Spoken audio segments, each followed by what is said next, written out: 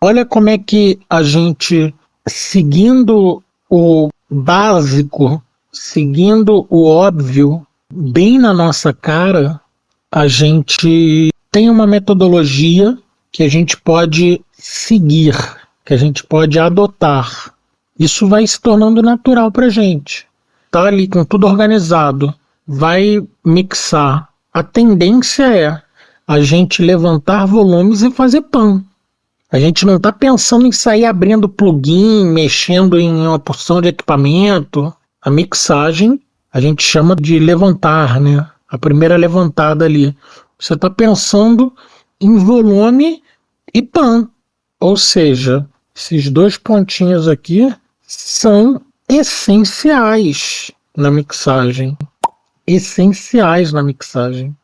E às vezes as pessoas ficam pensando em fazer 1000 coisas e esquecem disso aqui. O terceiro aspecto que eu vou trazer, aí a gente começa a falar de frequência, né? Espectro de frequência. Então só para a gente deixar claro aqui, a gente vai ter, em teoria, de 20 Hz a 20 kHz. Então, teoricamente, esse é o nosso espectro. A gente tem aqui o espectro de frequências. Então, quando a gente fala de frequências, dentro desse espaço aqui que a gente tem, né, esse espaço aqui é a nossa mixagem. A mixagem é um espaço finito. Isso é importante de ser compreendido. A gente precisa imaginar esse espaço aqui, que é tridimensional.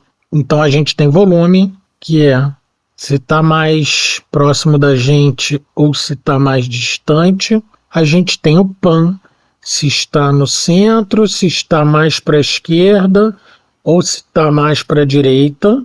Frequências. Lembrando que a gente está falando do conceito de mixagem aqui dentro do nosso espaço com caixas, né, com monitores de áudio. Apesar que certos fenômenos, certas sensações, a gente também sente de fone.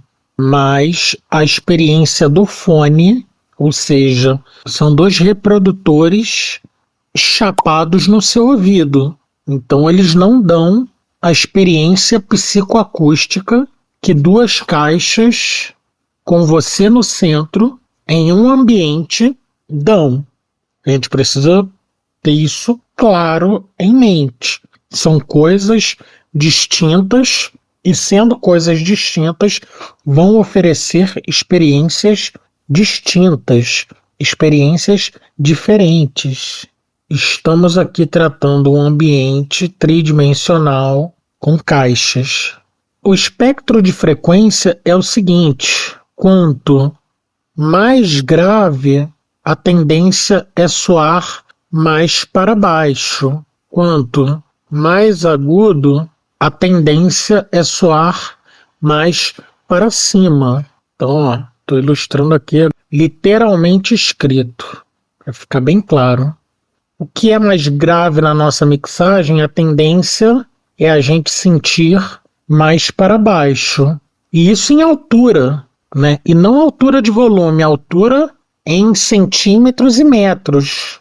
Literalmente. Então, se você está num espaço tridimensional no qual você está no centro, você tem uma caixa na esquerda, uma caixa na direita, o que está mais grave vai tender a soar mais para baixo, o que está mais agudo vai tender a soar para cima, né? Então você sente literalmente ali que tem um movimento, né? Então tem coisas que estão mais próximas de você, tem coisas que estão mais distantes de você, tem coisas que estão mais à esquerda de você, tem coisas que estão mais à direita de você, tem coisas que estão mais no centro, na sua direção.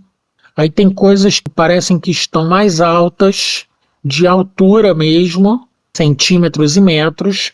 Então parece que tem coisas mais altas e parecem que tem coisas mais baixas. A experiência da mixagem, o fenômeno de psicoacústica, você não ouve a música só dentro do espaço que as caixas estão, que você está. Há uma propagação de som. Então, tem coisas que vão soar fora desse espaço, no estéreo, e na altura em centímetros e metros também. Mais graves vai tender a soar mais para baixo. Agudos vai tender a soar para cima. E qual é o limite, em teoria, aqui das frequências, né, do nosso espectro?